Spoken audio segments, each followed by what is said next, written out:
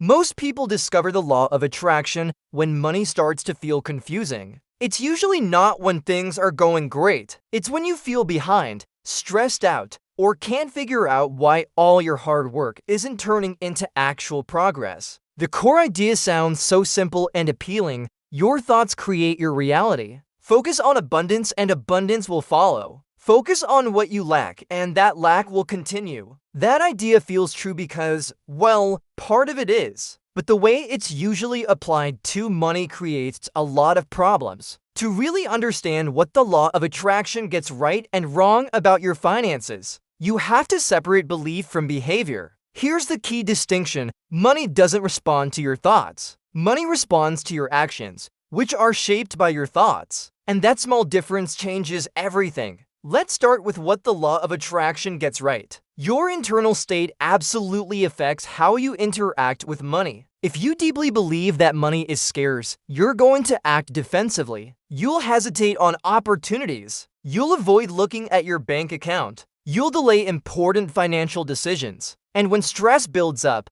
you might spend emotionally just to get a moment of relief. You're always reacting to financial fires instead of planning ahead. But if you believe money is manageable, you behave in a completely different way. You look at your numbers earlier and more often. You plan for the future. You make decisions before they become urgent. You start treating money as something to organize, not something to fear. This isn't mystical. It's actually neurological. Your beliefs direct your attention. Your attention shapes your behavior. And your behavior produces your results. That chain reaction is very real. Now, here's where the law of attraction starts to go wrong. It often tells people to focus on money constantly. Visualize piles of cash. Desire it with all your being. Repeat affirmations about being a money magnet. But our attention isn't neutral. When you constantly focus on the money you don't have yet, your brain doesn't register abundance. It registers absence. And to our brains, absence feels like a threat. This is what it truly means to operate from a place of lack. Operating from lack doesn't just mean you're poor. It means your attention is locked onto what's missing,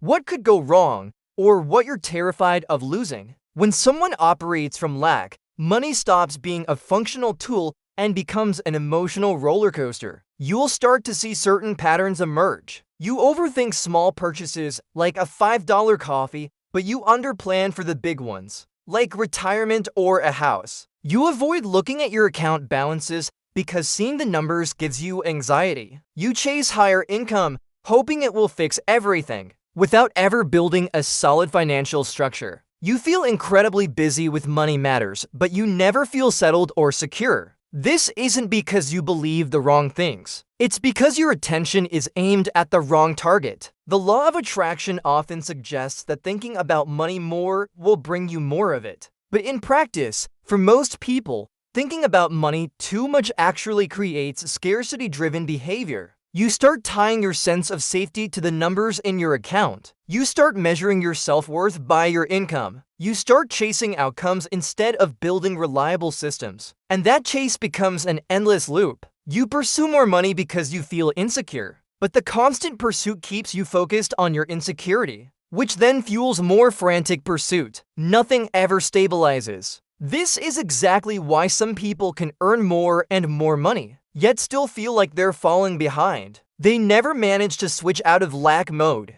Another area where the law of attraction gets it wrong is in the pursuit of money itself. Money is a result. It's an outcome. It is not the starting point. When making money becomes the main goal, people start optimizing for income instead of creating real value. They jump from one strategy to the next. They chase shiny opportunities they don't really understand. They abandon good systems before they've had time to grow and compound. They confuse frantic movement with genuine progress. The truth is, money follows leverage. And leverage comes from developing your skills, building solid systems, being consistent, and giving things time. The language of the law of attraction often skips over these practical mechanics and replaces them with pure desire. That can lead to immense frustration. When the results don't show up, the explanation is usually that you failed internally. You didn't believe hard enough. You had doubts. You weren't aligned. Suddenly, a financial struggle feels like a personal, Moral inadequacy instead of what it really is, a solvable problem with a practical solution. This is where a more grounded understanding of how things work can really help. The philosophical laws people often reference are useful, but only when they're applied correctly. For example, mental focus matters, but it matters because it shapes your behavior, not because it magically creates money. The real law of money is cause and effect. Your spending habits create a result. Avoiding your finances creates a result. Planning creates a result. Consistency creates a result. Over time, money isn't random. Rhythm is another real principle. Your income and your expenses move in cycles. When you fight against that natural rhythm, money feels chaotic. But when you work with it, money becomes predictable. Polarity shows up as extremes in our behavior. A period of intense restriction followed by a massive spending spree. A moment of over-the-top confidence followed by debilitating panic. Balance doesn't come from force, it comes from awareness of these patterns. And correspondence, the idea of as within, so without, shows up as your internal order matching your external order. Disorganized thinking leads to disorganized finances. Simple, clear thinking leads to simple, effective systems. None of this is mystical. It's all observable in the real world. So how do you actually use this knowledge to your advantage? First, stop obsessing over money outcomes. Wanting money harder doesn't help. Reducing your uncertainty does. Start asking better questions. Instead of, how do I get more money? Ask, how do I make my money more predictable? Second, give your money structure. This could be a simple monthly budget, a financial plan that exists outside of your head, and a regular review process. Structure removes uncertainty, and uncertainty is the fuel for that feeling of lack. Third, schedule your attention. Your finances should be reviewed intentionally, not compulsively. Maybe that's a quick weekly check-in or a more thorough monthly planning session. Stop the constant monitoring of your accounts. That habit only trains your brain to be anxious. Fourth, shift your focus away from money itself and onto creating leverage.